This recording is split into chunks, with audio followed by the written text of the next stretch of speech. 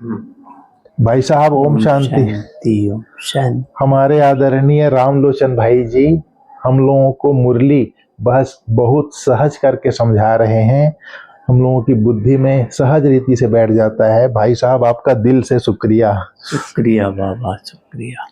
भाई साहब आज हम लोग 10 दिसंबर 2024 की मुरली रिवीजन कर रहे हैं, थोड़ा सहज करके समझाइएगा। आज बाबा ने कहा है, मीठे बच्चे तुम्हारे यह रिकॉर्ड जो गीत बजते हैं संजीवनी बूटी है, इन्हें बजाने से मुरझाइश निकल जाएगी।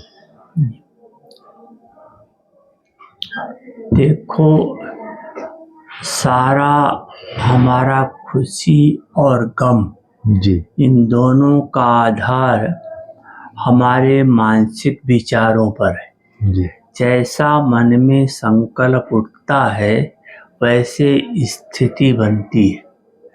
मान लो आप कहीं बहुत खुश मौज में बैठे थे, एकाएक कोई आपको दुख की बात याद आ जाए तो चेहरे पर फर्क पड़ जाता है, जी, उसका असर पड़ जाता है। जी, तो ऐसे हमारे विचारों का प्रभाव हमारे पूरे शरीर पर पड़ता है, जी, चेहरे पर भी, मानसिक पर भी और शरीर पर भी। जी, तो कई बार मन में ऐसे विचार आ जाते हैं जी, जो थोड़ा मन को दुखी कर जाते हैं। उस समय ये रिकॉर्ड जो बाबा ने बनवाए हैं वो अगर हम बजाते हैं और उसका अर्थ जैसे मन में लाते हैं तो तुरंत उमंग आ जाता है। जी, जैसे कई रिकॉर्ड ऐसे होते हैं कि हिम्मत देने वाले होते हैं, जिसका साथी है भगवान, क्या करेगा आंधी और तूफान। जी, अगर ये पूरा गीत सुनते हैं तो कितनी हिम्मत दिलाने वाला गीत हो जा सकता है। मेरे साथ भगवान है, तो उमंग आ जाता है और चेहरा खिल जाता है। इसीलिए बाबा कहता है संजीवनी बूटी है। जी, जी, आज की मुरली में गीत बजा था, कौन आया मेरे मन के द्वारे पायल की झंकार लिए। ये भी उमंग उत्साह दिलाने वाला गीत है। कौन आया? स्वयं परम पिता परमात्मा आया मेरे मन के द्वारे। जी, ये जो है कौन आया मेरे मन के द्वारे, मन के द्वारे सिर्फ परमात्मा ही नहीं आता है। जी, परमात्मा बाप, टीचर, सतगुरु बन के आता है। जी, क्योंकि परमात्मा सिर्फ बाप के रूप से हमें वर्षा मिलता है, जी, लेकिन टीचर के रूप से पद मिलता है और सतगुरु के रूप से गति और सदगति का मार्ग मिलता है। तो तीनों एक साथ आता है। अच्छा, और वो स्मृति हमारे मन को बहुत ऊपर उड़ा ले जाती है। जी, क्योंकि इंसान को यही चीज चाहिए, पद चाहिए, पोजीशन चाहिए, शरीर छोड़ने के बाद गति सदगति चाहिए और प्रेजेंट में अच्छे घर में जन्म मिलना चाहिए। तो भगवान हमारा बाप है, इससे अच्छा घर तो कुछ होगा ही नहीं। भगवान पढ़ाता है तो इतना ऊंचा पद मिलेगा, उससे भी ऊंचा कोई चीज नहीं। और भगवान ही सतगुरु है तो गति सदगति तो इतनी ऊंची होगी। जी, इसलिए अमृत पहले आँख खुलते ही कौन आया? वो भगवान जो बाप, टीचर, सतगुरु है। जी, भाई साहब बहुत सहज करके आपने समझाया। आज का प्रश्न है भाई साहब, अवस्था बिगड़ने का कारण क्या है? किस युक्ति से अवस्था बहुत अच्छी रह सकती है? उत्तर में बाबा ने बताया है, ज्ञान की डांस नहीं करते, झरमुई झुगमुई में अपना समय गंवा देते हैं, इसलिए अवस्था बिगड़ जाती है। दूसरा पॉइंट है, दूसरों को दुख देते हैं तो भी उसका असर अवस्था पर पड़ आता है। अवस्था अच्छी तब रहेगी जब मीठा होकर चलेंगे, याद पर पूरा अटेंशन होगा। रात को सोने के पहले कम से कम आधा घंटा याद में बैठो, फिर सवेरे उठकर बाप को याद करो तो अवस्था अच्छी रहेगी। जी। अवस्था का बिगड़ने का आधार जी या सुधरने का आधार संकल्प शक्ति ही है। जी संकल्प हमारा किस तरफ है, किस प्रकार का है, किस स्थिति वाला है, उसके ऊपर आधारित है। अगर हमारा संकल्प बाबा की याद की तरफ का है, बाबा की सेवा की तरफ का है, बाबा के ज्ञान की तरफ का है, तो वो हमें पॉजिटिव की तरफ ले जाता है, जिससे धीरे धीरे हमारा जो पीछे का नेगेटिव पना है वो खत्म होता जाता है, दबता जाता है और ये पॉजिटिव वाला बढ़ता जाता है। जी इससे क्या होता है, हमारी अवस्था ऊंची होती जाती है। जी और अगर इसके विपरीत हम और कोई बात करते हैं तो अब आत्मा तो पहले से निगेटिव से भारी है और वो बात करने से निगेटिव से और भारी हो जाती है, तो अवस्था बहुत नीचे गिर जाती है। इसके लिए हमें एक तो याद की यात्रा पर अटेंशन देना है, दूसरा हमें व्यवहार में रहना होता है, तो व्यवहार में हमें बहुत मिठास से रहना है। आपको सबको अनुभव होगा, जब किसी के साथ मीठा बोलते हैं तो अंदर कितनी खुशी आती है, जी अपना मन गदगद हो जाता है। और जब थोड़ा कड़ा शब्द होता है तो सामने वाले का भी चेहरा उतर जाता है और उसका प्रभाव हमारी स्थिति पर आता है, क्योंकि उसका उसी प्रकार का नेगेटिव वाइब्रेशन हमारे लिए आएगा। इसलिए मीठा बोलते हैं। तभी बाबा कहता है मिठरा घुरते घुरा है, जितना मीठा बोलेंगे उतना ही मीठा आप बनते जाएंगे, जी अवस्था बढ़ती जाएगी। जी तीसरी बात बाबा ने कहा, रात को सोते समय आधा घंटा, कम से कम आधा घंटा याद का चार्ट रखो। आधा घंटा इसलिए बाबा कहता है, बैठते ही योग नहीं लग जाता है, जी योग लगने में टाइम लगता है। तो योग लगा करके जब तक टाइम लगे, योग का कनेक्शन जुटे, फिर बाबा को सारा चार्ट देकर कुछ बाबा की मुरली की पॉइंट को स्मृति में ला करके फिर सो जाओ, तो यही बात सुबह याद आएगी। अगर हम 5-10 मिनट सिर्फ सीधा सीधा चार्ट देकर सो जाते हैं तो चार्ट दिया तो, लेकिन बाबा तक पहुंचता नहीं है, अच्छा क्योंकि देह भान में ही रह गए। टोटल देह से अलग होकर बाप के पास बैठ करके चार्ट नहीं दिया तो तो पहुंचा ही नहीं। बाप के पास सूक्ष्म वतन में बैठना है, परम धाम में बैठना है? नहीं, सूक्ष्म वतन, ओके, वहां बैठ करके चार्ट देना है। तो ये तीनों बातें रहे तो अवस्था अच्छी रहेगी। जी मतलब एक तो ज्ञान का डांस करना है, जी। दूसरा ये जो पर चिंतन करते हैं झरमुई झुगमुई, इसमें समय नहीं गंवाना है, जी। नहीं तो अवस्था खराब हो जाएगी। फिर आधा घंटा योग में बैठना है, चार्ट देना है, मीठा होकर रहना है। आज भाई साहब बाबा ने कर्म सन्यासी शब्द झूठा रख दिया है, बोला है एक्चुअल में खाना बनाना आदि जो भी कर्म करते हैं ये सब कर्म योग ही है, कर्म योगी होकर रहना है। कर्म सन्यासी नाम झूठा रख दिया है, तो कर्म सन्यासी नाम झूठा है। बिल्कुल जी। कर्म संन्यास तो कोई कर ही नहीं सकता है जी क्योंकि सांस लेना भी कर्म है जी, खाना खाना भी कर्म है। जी तो जब ये तो छूट ही नहीं सकता है, जी, इसलिए कर्म सन्यासी नहीं, लेकिन हाँ कर्म योगी बन करके कर्म कर सकते हैं। बुराइयों से संन्यास कर सकते हैं, जी बुद्धि से दुनिया का संन्यास कर सकते हैं, न कि कर्म से।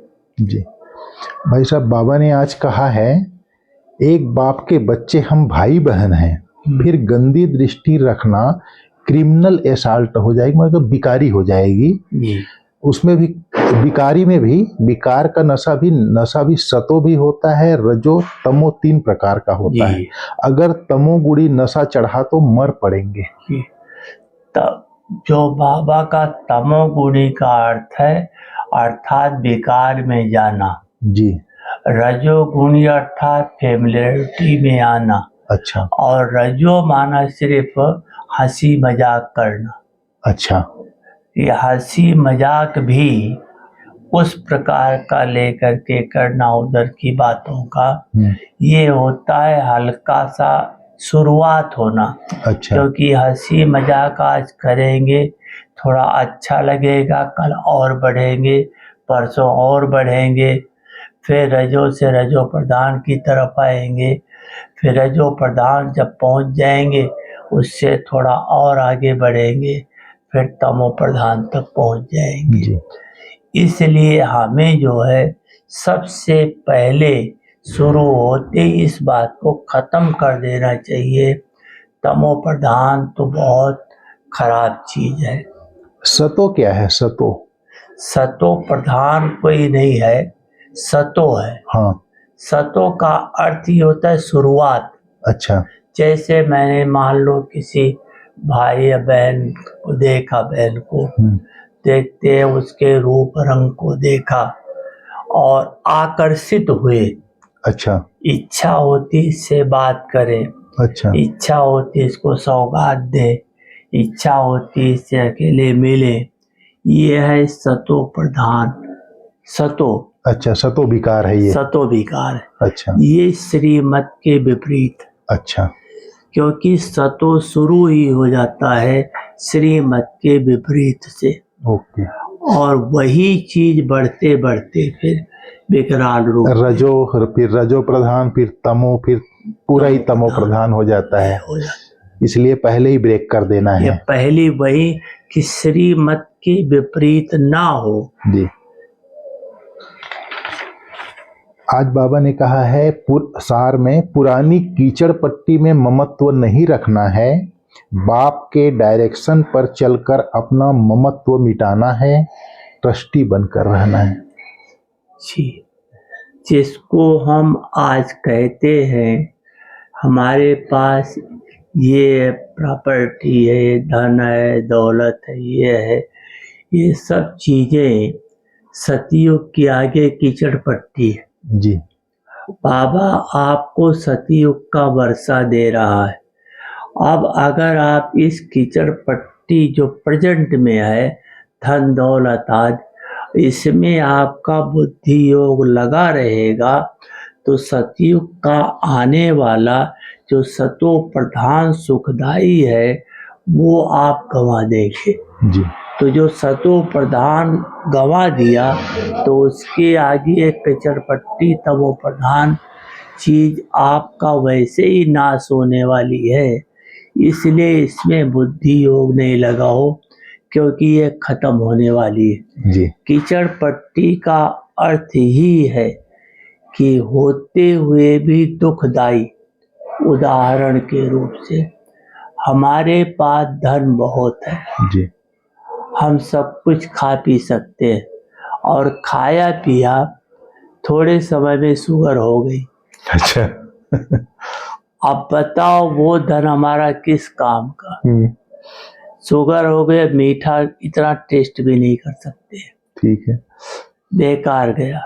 अच्छा, हमारे पास साधन सब है, साधन होते हुए अगर साधन को हम यूज करते रहे, हमारे शरीर की इम्यूनिटी पावर खत्म होती जाती है। छोटी सी बीमारी आएगी, बीमारी में हम ग्रसित हो जाएंगे, विकराल हो वो जाएगा। इम्यूनिटी पावर खत्म हुई, वो साधन हमारे किस काम का? जी जैसे कोरोना काल आया। हम्म, कोरोना काल में जितने बड़े साधन वाले लोग थे वही ज्यादा शरीर छोड़ा है। हम्म, जो गांव वाले थे वो कोई कोई छोड़ा हो, जी, उनके पास इम्यूनिटी पावर बहुत ज्यादा थी। तो ये सब कीचड़ पट्टी है, जी, कोई सुख देने वाली चीज नहीं है। इसलिए इनसे ममत्व निकालो और आगे सतयुग की नई दुनिया में निमित्त मात्र बुद्धि हो, संभालो, ट्रस्टी निमित्त बनकर रहो। मात्र संभालो। जी। जी। इस अंतिम जन्म में भगवान को अपना वारिस बनाकर उन पर बलि चढ़ना है, तब 21 जन्मों का राज्य भाग्य मिलेगा। बाप को याद कर सर्विस करना है, नशे में रहना है, रजिस्टर कभी खराब ना हो यह ध्यान देना है। जी। बाप को अपना वारिस बनाना एक तो भक्ति मार्ग में भी है। जी, गाते थे तन मन धन सब तेरा, सिर्फ गाते थे लेकिन प्रैक्टिकल बनाया नहीं, इसलिए वो भगवान से ले नहीं पाए।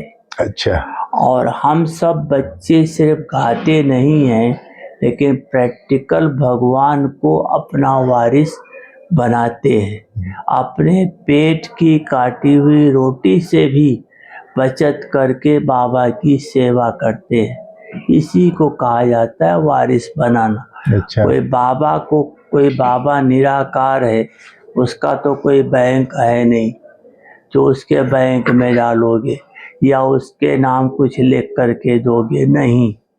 बाबा की सेवा में लगाना, वो चाहे सेंटर हो चाहे महायज्ञ मधुबन हो, कहीं भी सेवा में लगाना, इसको कहा जाता है बाबा को वारिस बनाना। तो आप लगा रहे हैं, लगाने का मतलब ये नहीं कि आप डायरेक्ट सामान खरीद करके लाएंगे।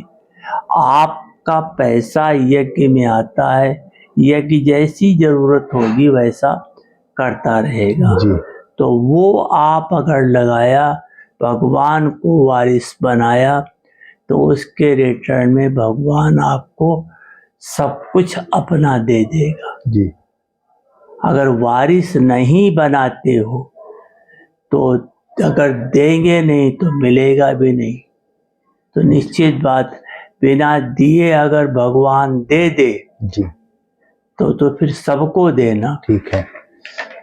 बाप को याद कर सर्विस करना है, नशे में रहना है, रजिस्टर कभी खराब ना हो यह ध्यान देना है। बाप को याद करके सर्विस करना जरूरी इसलिए है कि बाप को याद करके सर्विस करेंगे तो एक तो आपके वाणी में ताकत आ जाएगी, उसका प्रभाव सामने वाले पर पड़ेगा।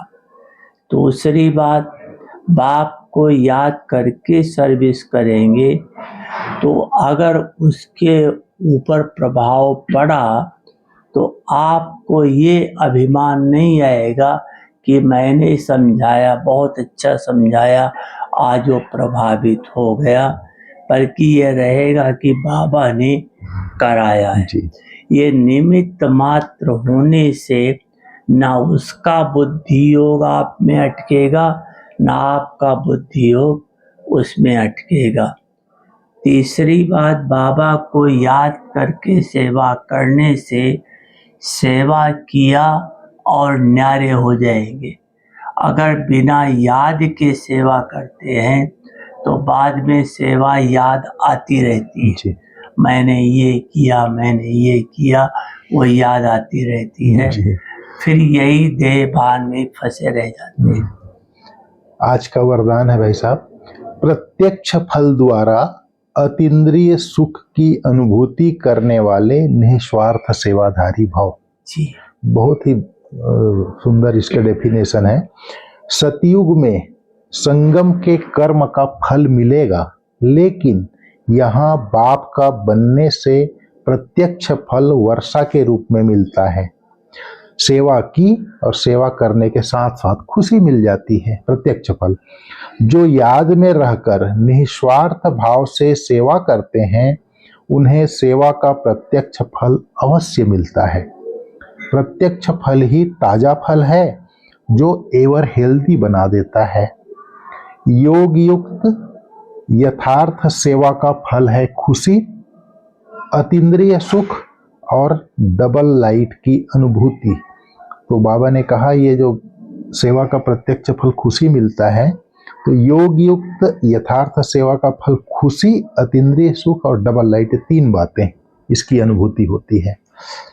देखो, प्रत्यक्ष फल वैसे भी लौकिक दुनिया में देखो, अगर कोई कमाई, कोई भी दुकान है, कुछ भी है, उसको पैसा मिलता जाता है, खूब सामान बिकता है, तो उसकी खुशी बढ़ती जाती है जी। थकावट खत्म हो जाती है। भले वो 10 घंटे के बजाय 15 घंटा काम कर लिया, लेकिन थकावट नहीं आती है और खुशी रहती है, कमाई बढ़ती जाती है। तो ऐसे अगर हम याद में हैं तो सेवा का हमें प्रत्यक्ष फल मिलेगा। पहले बाबा ने कहा खुशी मिलती है, लेकिन उससे भी बड़ी बात प्रत्यक्ष फल है कि हमें अति इंद्रिय सुख की प्राप्ति होगी।